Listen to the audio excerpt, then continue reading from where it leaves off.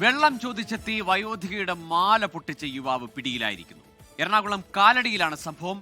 കിടങ്ങൂർ ഗാന്ധി കവലയിൽ വാടകയ്ക്ക് താമസിക്കുന്ന മനുവിനെയാണ് അറസ്റ്റ് ചെയ്തത്.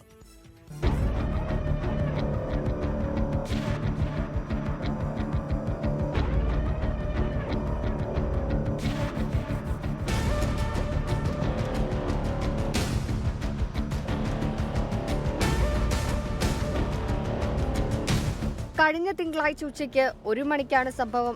ഹെൽമറ്റ് ധരിച്ച ശേഷം മനു ബൈക്കിൽ വീടിന്റെ മുറ്റത്തെത്തി വെള്ളം ചോദിക്കുകയും വെള്ളമെടുക്കാൻ തിരിഞ്ഞ സമയം വൃദ്ധയുടെ കഴുത്തിൽ കിടന്നിരുന്ന മാല പൊട്ടിച്ച് കടന്നു കളയുകയുമായിരുന്നു.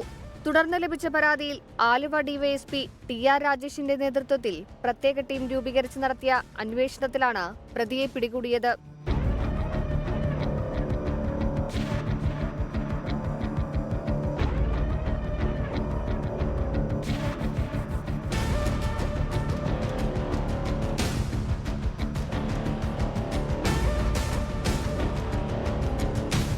കാലടിയിലെ ജ്വല്ലറിയിൽ നിന്ന് പൊട്ടിച്ച മാല കണ്ടെടുത്തു. പ്രതിയെ സംഭവസ്ഥലത്തെത്തിച്ച് തെളിവെടുപ്പ് നടത്തി. 24 കൊച്ചി.